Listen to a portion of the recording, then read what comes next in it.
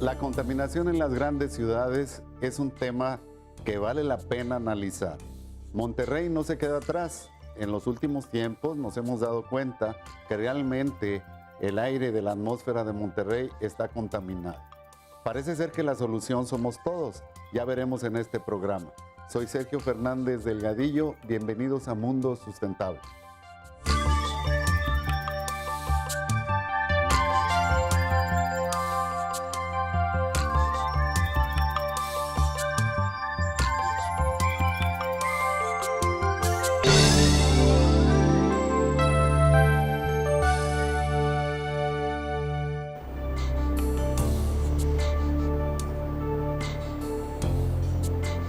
Muy buenas tardes, estamos de nuevo con usted en el programa Mundo Sustentable. La contaminación del aire ha sido un problema asociado generalmente a las grandes ciudades del mundo. Sin embargo, hay también fenómenos naturales que contribuyen a ello. Y para hablar de este asunto, hemos invitado esta tarde al doctor Alfonso Martínez Muñoz, quien es el subsecretario de Protección al Medio Ambiente y Recursos Naturales del Gobierno del Estado de Nuevo León. Muy buenas tardes, Alfonso. Buenas tardes, gracias. Bienvenido a Mundo Sustentable. A tus órdenes. Pues este asunto de la contaminación del aire parece ser que con el paso del tiempo se ha estudiado más y se ha puesto más en evidencia los problemas que acarrea a los seres humanos y a la naturaleza en general. ¿Pudieras explicarnos así a grandes rasgos qué debemos entender por contaminación del aire? ¿Cómo se genera? ¿Cómo se...? Claro. Principalmente el uso de la energía. La quema de combustibles fósiles trae consigo externalidades. Dependiendo del combustible que se utilice, se emiten a la atmósfera una serie de gases y muchos de esos gases son dañinos a los seres humanos o a la propia naturaleza. Entonces digamos que cerca del 85% de la contaminación viene de la quema de combustibles fósiles, y alrededor del 15% viene de áreas naturales, sobre todo suelo que se erosiona por el viento. Entonces, podemos considerar que son dos las razones principales, la quema de combustibles y la propia naturaleza en sí. Y obviamente en la quema de combustible, pues las actividades humanas tienen mucho que ver, ¿no? Se dice por ahí que los seres humanos a través de la industria, pues generan una buena cantidad de contaminantes. Pero no solo a través de la industria, sino por otras actividades propias de los seres humanos, sobre todo aquellos que viven en una ciudad como esta, como Monterrey, ¿no? Sí, normalmente en las áreas metropolitanas del mundo, la principal fuente de contaminación son los vehículos, ya sea vehículos particulares y vehículos de carga, sobre todo aquellos vehículos que utilizan diésel para moverse. Si nosotros evaluamos la cantidad de vehículos que hay en el área metropolitana de Monterrey, estamos hablando alrededor de 2 millones de vehículos. Y si, por ejemplo, juntáramos todas las máquinas de estos vehículos y estableciéramos una medición de, por ejemplo, si transitan 1 hora o 2 horas al día y dijéramos, bueno, ¿cuántos vehículos tendríamos si transitaran 24 horas al día? Entonces tendríamos una máquina de alrededor de unas 40 hectáreas en el centro de Monterrey, ¿no? Entonces esa es la magnitud de la cantidad de emisiones que viene de los vehículos del área metropolitana de Monterrey. Solo de los vehículos. Solo de los vehículos. Sean de cualquier tipo, los de transporte colectivo y los de uso individual. Todos emiten emisiones a la atmósfera. Algunos de ellos, obviamente depende mucho del tipo de funcionamiento que tengan, de qué tan adecuado esté el vehículo, qué tipo de combustible utilicen, el tamaño del mismo, pero digamos que los vehículos modernos emiten mucho menos contaminantes que los vehículos antiguos, porque obviamente los estándares internacionales han ido, digamos que presionando para que se emitan menos contaminantes a la atmósfera. Sí, yo creo que también, a ver qué opina de esto, yo creo que también el desarrollo urbano mal planeado acarrea situaciones de conflicto, porque si de por sí un vehículo motorizado contamina, ¿qué pasa si de repente se queda atascado en una aglomeración de coches como las que se dan en ciertas avenidas de Monterrey? Eso concentra más aún la contaminación. Así es, hay una relación directa entre el tiempo en que el vehículo está funcionando y obviamente el gasto del combustible y la cantidad de emisiones que tiene la atmósfera.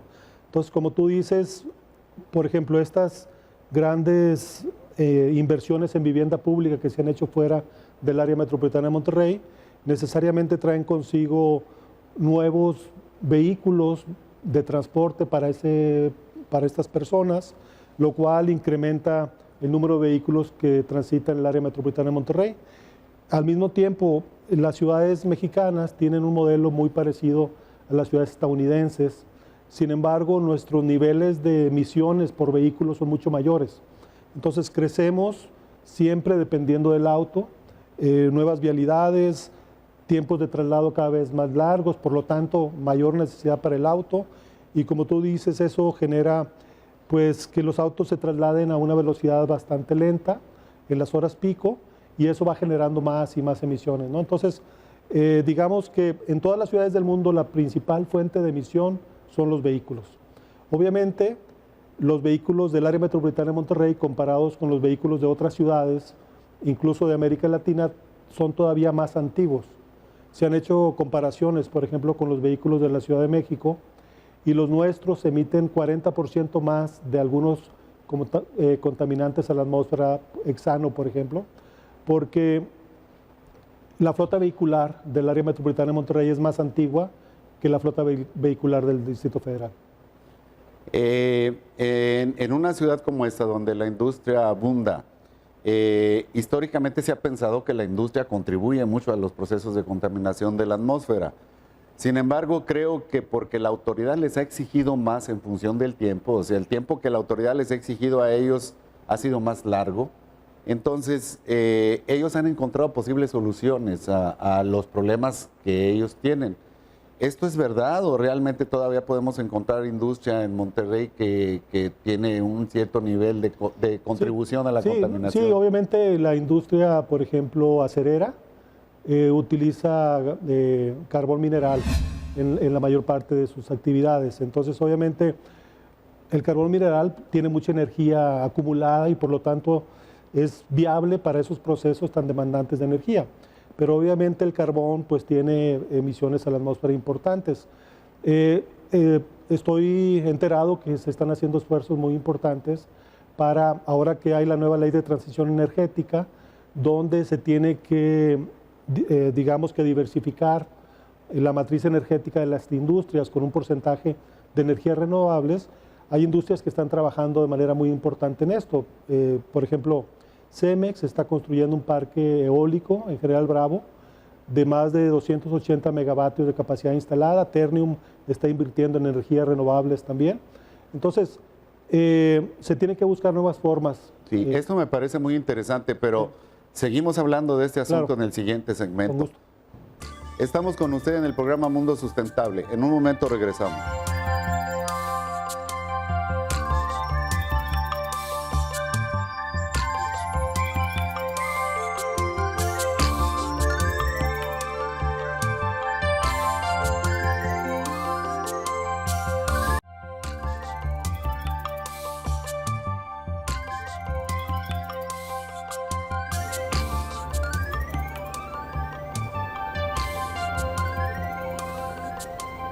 Estamos de regreso con usted. Estamos hablando de la contaminación del aire en las grandes ciudades. Decíamos hace un momento, Alfonso, que realmente la industria ha contribuido de algún modo a la contaminación del aire. La gente, por lo general, piensa en esto. Y bueno, me decías en el segmento anterior que hay las grandes empresas que han encontrado ya o han implementado procesos de cambio para evitar que esto se siga dando. Pero ¿y qué de la pequeña y mediana industria? ¿Cómo se aborda esa situación con ellos? Ahí hay un reto muy importante porque las empresas pequeñas y medianas, pues en muchas ocasiones están luchando por la sostenibilidad de sus operaciones. Y entonces, en ocasiones es difícil conocer todo el universo de estas empresas y asegurarse de que estén cumpliendo con los parámetros ambientales que tiene la autoridad federal o que tiene la autoridad estatal, dependiendo del giro. Entonces ahí lo que hemos estado haciendo el gobierno del estado es acercando a esas empresas para que inicien los trámites ambientales. Y también lo interesante de esta ley de transición energética que se acaba de publicar es que hoy en día, como sabemos, la energía se puede vender. Anteriormente teníamos la situación de que únicamente el Estado mexicano, la Federación, podía proporcionar energía y venderla. Hoy en día tú puedes hacer negocio a través de las energías renovables. Entonces muchas de las empresas grandes de Nuevo León se están convirtiendo en empresas productoras de energía renovable que no solamente van a llenar su propia capacidad, requerimiento instalado, sino que además van a poder vender a estas pequeñas y medianas empresas los excedentes. Entonces se van a generar clústeres energéticos muy interesantes que estamos promoviendo. Sí, de hecho la universidad está pasando por un proceso de evaluación para cambiar precisamente al consumo de energía de fuentes renovables en este esquema de comprar electricidad que le sobra a algún productor de tipo industrial. Pues es algo muy interesante. Yo pienso que con la pequeña y mediana industria hay mucho trabajo por hacer. De hecho, la universidad ha trabajado cerca de esto en la parte de los residuos, los residuos peligrosos y todo ese tipo de cosas que también creo que ellos, a fin de cuentas, necesitan apoyo y ayuda para entender el completo de la ley ambiental en México y poder contribuir a la búsqueda de soluciones. Pues definitivamente entonces podemos pensar en que los individuos como tal en una ciudad como esta, donde somos ya más de 4 millones viviendo juntos en un área geográfica, pues contribuimos de una manera muy importante a esta contaminación, sin pensar que a lo mejor somos nosotros mismos también de manera individual los que estamos recibiendo el peor de los efectos, ¿no? ¿Qué tiene que ver esta situación de la contaminación del aire y la salud de los individuos? Es muy importante. Los seres humanos, como tú sabes, evolucionamos para respirar una atmósfera que contiene nitrógeno, que contiene oxígeno, que contiene dióxido de carbono, quizás un poco de monóxido de carbono, pero no evolucionamos para respirar gases que produce la quema de combustibles fósiles principalmente. Y hay una serie, digamos, de contaminantes criterio, como son el ozono, el dióxido de azufre, el dióxido de nitrógeno, las partículas menores a 10 micras, las partículas menores a 2.5 micras, que causan efectos muy importantes, negativos en la salud de las personas. Entonces hay una relación estrecha y directa entre la salud de la población y digamos, la concentración de contaminantes que existen. Quizás se han hecho muchos estudios a nivel mundial. El estudio más importante se realizó en la ciudad de Los Ángeles, donde se evaluaron 6,000 niños que estaban en escuelas secundarias de diferentes áreas de la ciudad de Los Ángeles. Compararon la capacidad pulmonar de los niños de áreas contaminadas con la capacidad pulmonar de niños de áreas no contaminadas y qué tanto crecían las vías respiratorias de los dos grupos. Y en resumen, los niños que vivían en áreas contaminadas tuvieron un crecimiento pulmonar 40% menor de los 10 a los 14 años que los niños que crecían en áreas no contaminadas. Cuando la ciudad de Los Ángeles, esto lo hizo a principios de los 90, cuando hizo ese estudio y lo dio a conocer, entonces pues implementaron nuevos mecanismos para reducir la contaminación, porque ellos ya están en la tercera fase, ¿no? Tenían en los 70s una contaminación similar a la que tenemos nosotros, así muy visible, con mucho dióxido de nitrógeno, este color rojizo que se ve en la atmósfera. Luego implementaron medidas como la Ciudad de México, pero seguían teniendo mucho ozono, y a partir de los 90, debido a este estudio que hicieron, implementaron nuevas medidas y ahora el año pasado volvieron a hacer el mismo estudio con 6,000 niños en las mismas escuelas y la incidencia de problemas respiratorios haya bajado de manera muy importante. Entonces se refleja que la política pública directamente impacta la salud de las personas, sobre todo los niños y las personas de la tercera edad. ¿Qué rol juegan los individuos como tal? Porque, bueno, el gobierno puede tomar una serie de iniciativas importantes para tratar de remediar el asunto, pero en la conciencia individual, en este estudio que me estás comentando, ¿realmente hubo una participación individual? ¿La gente cambió su pensamiento respecto al uso del automóvil? Sí, a mí me gusta mucho lo que hicieron Los Ángeles. De hecho, tenemos contacto con ellos y van a venir próximamente a Nuevo León, porque el estudio lo hizo el EPA, que es la Agencia Ambiental de los Estados Unidos, el Gobierno de California, la Ciudad de Los Ángeles y las principales universidades de California. Y entonces formaron un grupo que desarrolló el programa y tenían una evaluación, digamos, colateral por los investigadores de las universidades. Tenían una serie de muestreos estadísticos y finalmente ellos publicaron en las mejores revistas médicas los casos que de ahí resultaron. Entonces, eso mismo tenemos que hacer aquí en Nuevo León. Es un tema de todos los sectores y debemos de trabajar de manera conjunta, primero para entender que el tema de la contaminación del aire es un tema que nos afecta a todos. Algunos contribuimos más que otros en la contaminación, pero no podemos escapar de respirar el aire contaminado y no sabemos si nosotros, nuestros hijos o parientes, padres van a tener luego problemas con la contaminación. Realmente la están sufriendo, ¿no? Así es. Pues seguimos hablando de este asunto que me parece muy, muy importante. Estamos hablando en Mundo Sustentable de la contaminación del aire ambiente en las grandes ciudades como Monterrey. No se vayan, en un momento regresamos.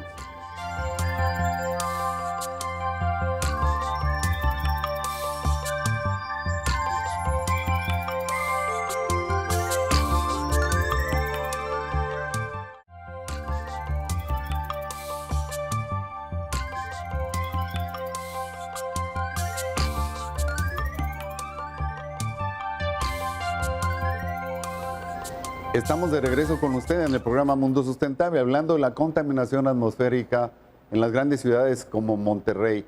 Y estamos conversando con el doctor Alfonso Martínez, quien es el responsable precisamente del cuidado del medio ambiente y los recursos naturales del gobierno del estado de Nuevo León. Alfonso, la verdad es que todo lo que nos estás diciendo resulta tan interesante y tan contundente. Parece ser que los estudios respaldan completamente esta historia que tú nos dices. Pero entonces, ¿qué tenemos que hacer en Nuevo León? Yo sé que se han hecho estudios por las instituciones de educación superior, tanto la Universidad de Nuevo León como el Tecnológico de Monterrey han hecho estudios que también nos indican que el aire de la zona metropolitana de Monterrey tiene ciertos problemas. Estuve participando en alguna vez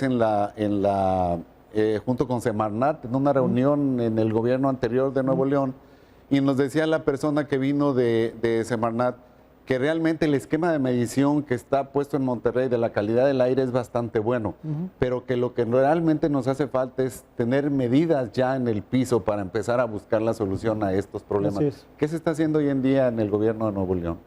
Mira, la primera fase es la sensibilización. Nos parece a nosotros que el problema no se ha comunicado correctamente. Entonces la gente no percibe que tiene un problema. Y finalmente las personas que más problemas tienen son quienes no tienen vehículo, quienes caminan por Juárez, caminan por Morelos, que son expuestos, los niños que son expuestos a los escapes de los motores de los camiones. Y cuando tú no percibes que tienes un problema, difícilmente lo quieres cambiar. Entonces nosotros hemos dado la información tal y como es, hemos dedicado mucho tiempo a que la población se sensibilice. Yo estoy seguro que hoy en día, si tú haces una encuesta en la población del área metropolitana de Monterrey, muchos más ciudadanos están conscientes de la problemática ambiental, sobre todo de la contaminación del aire. A finales del año pasado tuvimos que decretar una contingencia ambiental porque se juntaron varios problemas, algunos climatológicos, más un incendio en una estación de transferencia, y realmente llegamos a niveles de Pekín, o sea, había 800 partes por millón de PM2.5, PM10, y tuvimos que detener a las industrias de aquella zona y estuvimos a punto de detener el tráfico también.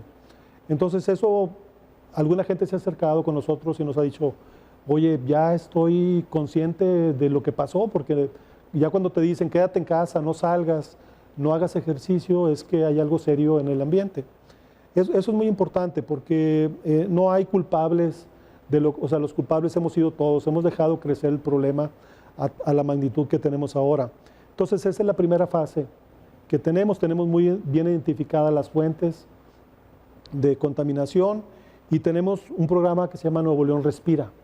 Nuevo León Respira tiene diferentes acciones específicas, ¿no? Por ejemplo, hay temas de verificación. Tenemos que Verificación vehicular. Verificación industrial y verificación vehicular. Ok, en general. Es muy importante que el auditorio sepa que no todas las fuentes son reguladas por el Estado. Hay fuentes que regula la Federación. El Estado regula, por ejemplo, la extracción de calizas, las pedreras, las concreteras, los vehículos motorizados. Y entonces, si tú quieres reducir las emisiones, tienes que ir a cada fuente y hacer programas para que cada fuente reduzca las emisiones. Ahí hay varias formas de hacerlo. Uno es, doctor, que no se han desarrollado en Nuevo León normas técnicas específicas para hacer mediciones. En el caso de los vehículos sí hay, porque son normas nacionales, pero requerimos normas técnicas para las pedreras, para las concreteras, para las escombreras que estamos desarrollando. Por otro lado, estamos haciendo visitas de inspección, algunos permisos se han negado, otras se han cerrado, que no tienen permiso. Estamos intentando el tema de la verificación vehicular. No hay ninguna ciudad en el mundo que tenga buena calidad del aire que no tenga sistema de verificación vehicular en los automóviles. Los Ángeles, que tiene 9 millones de vehículos, desde los años 60 se inició con la verificación. La Ciudad de México, tú conociste la Ciudad de México en los 70s, 80s, era la ciudad más contaminada del mundo. Hoy en día han bajado mucho la contaminación y sobre todo porque hicieron verificación vehicular. Entonces, si no tenemos verificación vehicular, no vamos a poder bajar los índices de contaminación en el área metropolitana. Sin embargo, pues hay resistencia, ¿no? Porque como tú lo mencionabas hace unos minutos, como no se ha comunicado correctamente y las personas nunca han sido verificadas en su accionar, pues hay resistencia, no quieren pagar 400 pesos cuando quizás estén pagando 10,000 o 20,000 por alguna enfermedad. Servicios de salud. Servicios de salud, y tú lo sabes bien, un auto que está afinado te rinde 40% más el combustible, entonces sí, también por ahí. Es una inversión que tú estás haciendo, ¿no? Pero todo ha estado suelto la verificación en la industria, ha estado suelta la verificación en los vehículos, y entonces cuando tú dejas todo suelto, tarde que temprano se te revierte, ¿no? Claro. Llegas a una situación de no retorno. Y yo creo que no hay que esperar a llegar a los límites de la Ciudad de México. Sí, a donde se dieron cuenta que los pájaros se les empezaron a morir, ¿no? Era la ciudad más contaminada del mundo, la Ciudad de México, sí. ¿no? Yo recuerdo que tenía amigos de otros países que si se iban a trabajar a la Ciudad de México les pagaban el doble, porque decían, oye, vas a vivir 5 años menos, entonces eso vale 20 veces más tu salario o 3 veces más, entonces te lo pago, ¿no? Claro. O sea, no debemos de llevar esos niveles donde la gente salga con cubrebocas a la calle, donde las aves se caigan volando. No hay necesidad, o sea, realmente hay suficiente información. El sector industrial está muy interesado en participar. Estamos platicando con el Congreso del Estado para que apoye el tema de la verificación. Entonces, simplemente sentar las bases para que este crecimiento, el que tú hablabas, sea un crecimiento sostenido en el largo plazo. Claro. Y a fin de cuentas ganar todos, ¿no? Porque si todos ponemos atención en los problemas que tenemos, pues finalmente tenemos que obtener un resultado bueno para todos. Así es. Así muy rápido y nada más como una inquietud, ¿las carnes asadas contribuirán a este proceso? Porque por ahí se habla de que es un montón de toneladas de carbón las que cada fin de semana se encienden. Sí, sí contribuyen, pero no llega a ser significativo. No llega a ser significativo en toda la atmósfera del área metropolitana. Sí para la persona que está asando ahí. O sea, de hecho, todavía hay muchos problemas con señoras del sur del estado que cocinan todos los días y están inhalando monóxido de carbono. Ahí hay un problema fuerte de contaminación, digamos, dentro de los hogares, ¿no? Si tú asas muchas veces carne y estás pegado a la lumbre, estás respirando directamente, pues sí, para esa persona que lo hace constantemente, sí puede ser un problema, ¿no? Pero realmente a nivel del área metropolitana, pues no es algo para enfocarnos ahora, ¿no? Muy bien, pues estamos prácticamente concluyendo este programa. Si hubiera alguna persona que quisiera tener más información de esto, entrar en contacto con ustedes en el gobierno del estado y aportar ideas o simplemente preguntar cosas, ¿a dónde se pueden comunicar con ustedes? Pueden encontrarnos en la página del gobierno del estado, específicamente en la Secretaría de Desarrollo Sustentable. Tenemos también una página de Facebook donde estamos recibiendo propuestas de los ciudadanos, contestamos todas las inquietudes que los ciudadanos tienen y los invitamos a que participen con el Estado para tener un Nuevo León sustentable. Pues yo pienso que ustedes, la gente que está hoy en día en la responsabilidad de ser los gobernantes de Nuevo León, saben que en la Universidad Autónoma de Nuevo León tienen aliados que pueden coadyuvar a que busquemos el beneficio para todos. Gracias. Pues muchas gracias por haber acudido. Y bueno, espero verte otra vez aquí hablando de otro tema de importancia para la gente. Con todo gusto. Y a usted muchas gracias por habernos acompañado en este programa. Y no se olvide, usted es parte importante de este cambio. Gracias por atendernos.